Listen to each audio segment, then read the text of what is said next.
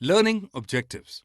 After completing this module, learners will be able to understand the terms of budget constraint and budget set. Learn how the absolute value of the slope of the budget line can be measured in the aspect of substitution between two goods. Learn about the horizontal and vertical intercepts in the budget line. Learn the interrelation between income increasing and quantity of the goods that the consumer prefers to buy. Learn how by the changes in the price changes, the budget lines become steeper and flatter with pivotal shifts inward and outward of the vertical intercepts. Learn consumer ranks her preferences in the bundle sets. Learn about monotonic preferences of the consumer. Learn about the rate of substitution and the diminishing rate of substitution. Learn the interrelation between the slope of the indifference curve and the rate of substitution. Learn what the monotonicity of preferences implies in respect of indifference curve. Understand about the concept of marginal rate of substitution. Learn about the utility representation and utility functions of the consumer's preferences. Understand that the most preferred bundle of the consumer would be on the budget line. Learn that how the optimum bundle is located on the budget line at the point where the budget line is tangent to an indifference curve. Learn that the graphical representation of the demand function is called the demand curve. Learn that how the substitution and income effects act on the demands of the goods when the price and the income of the consumer changes. Learn how for normal and inferior goods the demand rule behaves. Learn how the market demand is calculated. The consumer's budget. Budget set. A budget set refers to all the consumption bundles that a consumer can buy given his money income and price of the goods. It is constrained by the budget line. The budget set is also known as budget constraint, as it shows the limit, constraint up to which the consumer can buy a set of two goods with his given income.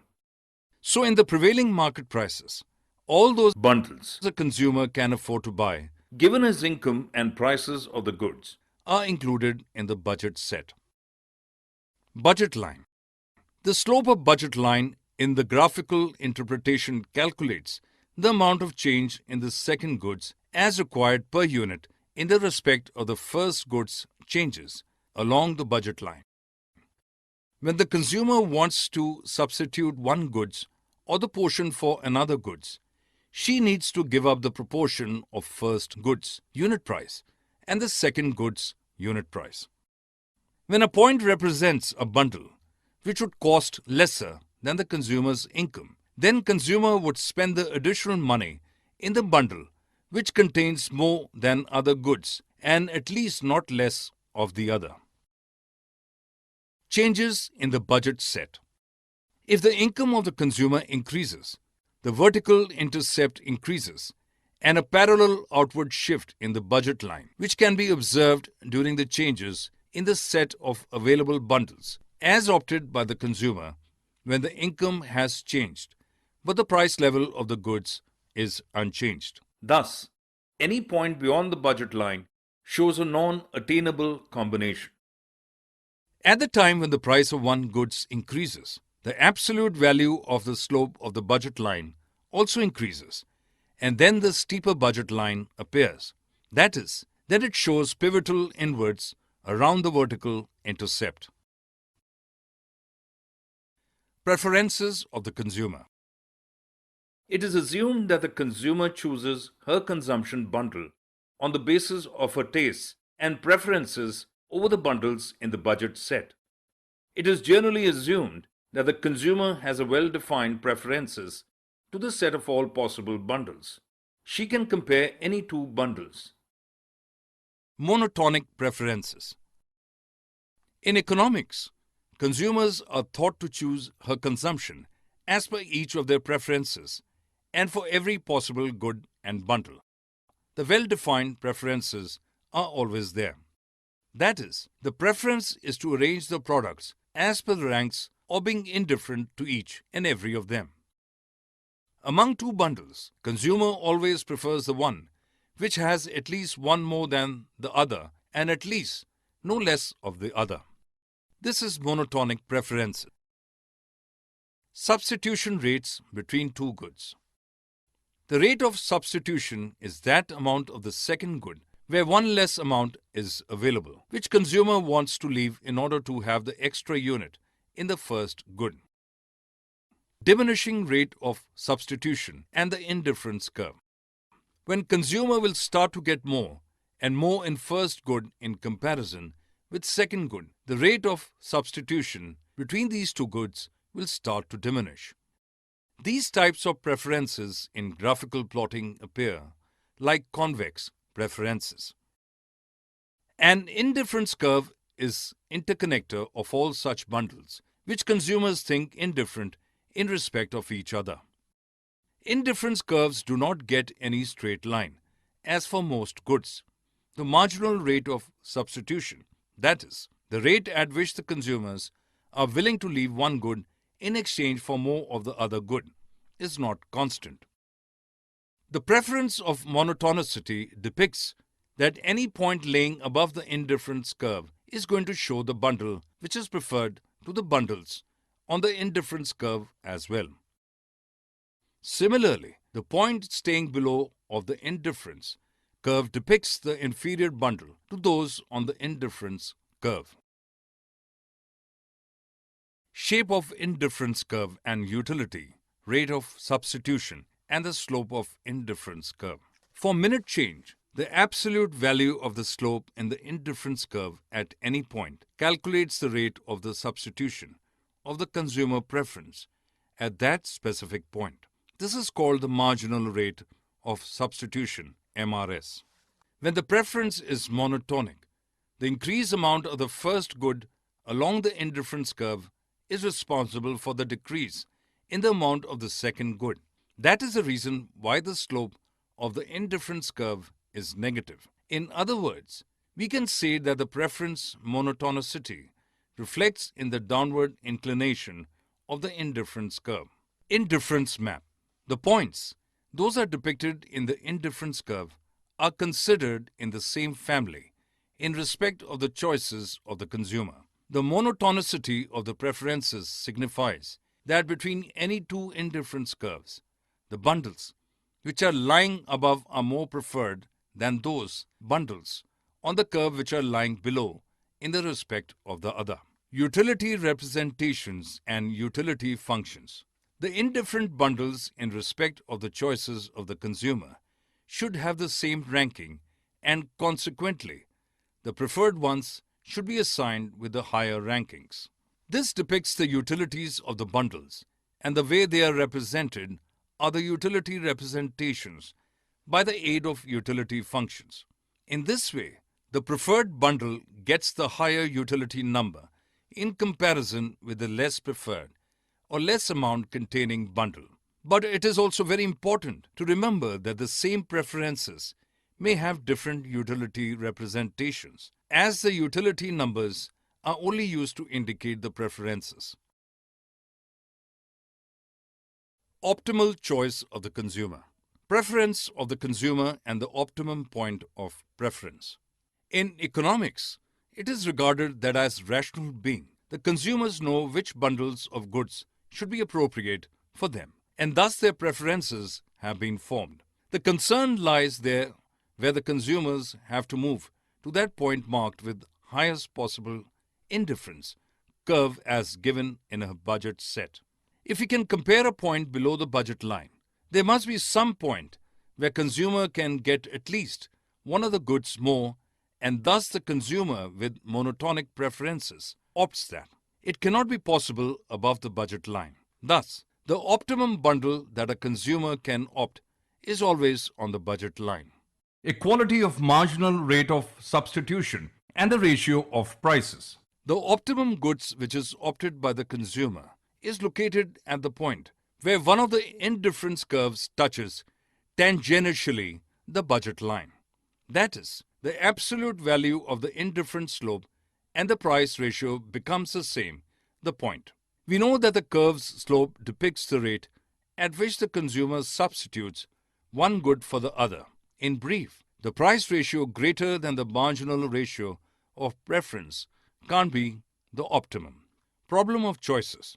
In some cases, it is argued that the consumer's optimum choice lying on the point if she spends her whole money on one good only in a day. The budget set is considered the feasible set which the consumer can opt, and the different bundles of two goods are given in the respective market rates, like the alternatives. Demand and demand curves. The function in the demand curve. The amount of the goods the consumer buys always depends on the price of the good, the prices of the other goods, the consumer's income, and her taste and choices. The demand function of a consumer shows the amount of goods that the consumer chooses in accordance with different price levels when other factors remain unchanged.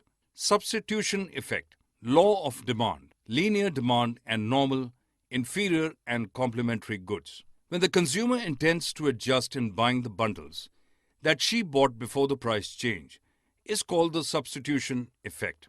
Here, due to price change and the income of the consumer as adjusted than before, the optimal quantity of the goods also changes. The law of demand describes that the consumer's demand always inversely related with the price of good. A linear demand curve can measure the rate at which the demand alters by the unit price change of the goods. The normal good follows the general rule that the quantity of the goods changes in direct way by the effect of income changes of the consumer. But for the inferior goods, the consumer tries to choose less when her income level increases. The complementary goods are related with each other in a way that one's price increase reduces the demand of other. But the substitutes goods follows the opposite rule. Shifts in the demand curve and the movements along the demand curve. The increase in price of a substitute good, the demand curve moves towards right direction. But for the complementary good, the demand curve shifts leftward. As long as the demand curve is a graphical representation of the demand function due to any change in price, we can see the movements along the demand curve. Market demand. Derivation of market demand curve and addition of two linear demand curves. By adding the individual demands, the market demand can be calculated. For market demand curve, we follow the horizontal summation process, where individual demand curves are added as they are shown horizontally when they are graphically plotted. At different price level, when we can see individuals' demand is zero, then we can add their demands in linear level and find the market demands in the brackets of the prices where they have the common phase. Elasticity of demand and the constantly elastic demand curves. The price elasticity of demand is a proportion and thus has no units. It depicts the fraction of percentile changes in demand being divided by the percentile changes in the price. When we see the percent change in a demand of goods is less than the percent change in price, the goods regarded in elastic in that specific price. When it is equal, the good is said as unitary elastic, and when the demand changes, percentage is greater than the price change percentage, then the good is elastic in that price. The different price elasticity of demands in different points can be shown through a linear demand curve. Sometimes the demand curve can show such situation where elasticity demand stays constant for every time, for which demand curve the price change does not alter the rate of demand. The absolute value of the price elasticity there equals to zero. Thus we can find that the vertical demand curve becomes absolutely inelastic. Geometrically measured elasticity along a linear demand curve. By the properties of similar triangles in geometry, the elasticity of demand curves can be measured and proved. The elasticity is zero at the point where the demand curve meets the horizontal axis of the graph, and it becomes infinity at the point where it meets the vertical axis. Factors determining price elasticity of the demands. Elasticity of demand on the nature of the goods. The price elasticity of the demand sometimes depends on the nature of the goods and the accessibility of some nearly close substitutes of that good. For food items, as being utmost necessary for livelihood, the increases in the prices do not alter its demand in the same level. But the luxury items exactly follow the nature. That is, the price hikes necessarily reduces their demands.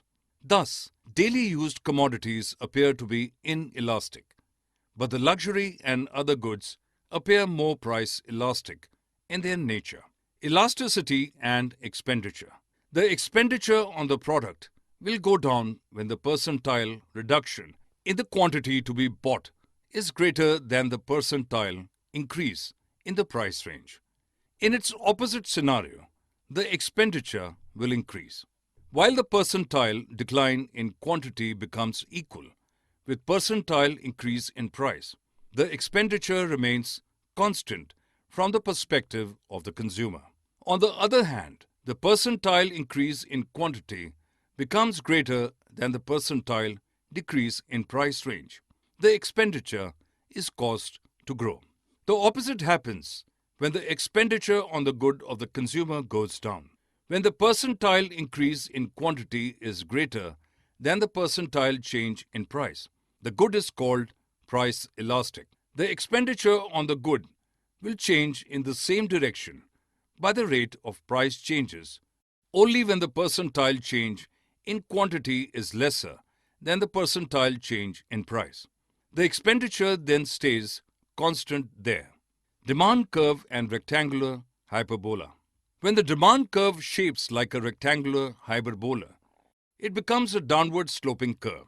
Here at any 2 points on the curve, the areas of two formed rectangles with vertical y-axis of the graph becomes same. There the price and quantities product becomes constant. Summary. Let us summarize what we have learned. At the prevailing market prices, what a consumer can buy with her income source, those bundled set of goods create the budget set. The budget line is a negative sloping curve, which represents all bundles that cost the consumer her entire income. The consumer has well-defined preferences over the collection of all possible bundles of goods. She can rank the available bundles according to her preferences over them. An indifference curve is a locus of all points representing bundles among which the consumer is indifferent. Monotonicity of preferences implies that the indifference curve is downward sloping. In general, an indifference map or a utility function can represent the consumer's preferences. A rational consumer always chooses her most preferred bundle from the budget set. The consumer's optimum bundle is located at the point of tangency between the budget line and an indifference curve. The consumer's demand curve gives the amount of the good that a consumer chooses at different levels of its price. When the price of other goods, the consumer's income and her tastes and preferences remain unchanged. The demand for normal good decreases with decrease in the consumer's income. The demand for inferior good increases as the income of the consumer decreases. The market demand curve represents the demand of all consumers in the market taken together at different levels of the price of the good. The elasticity of demand is a pure number.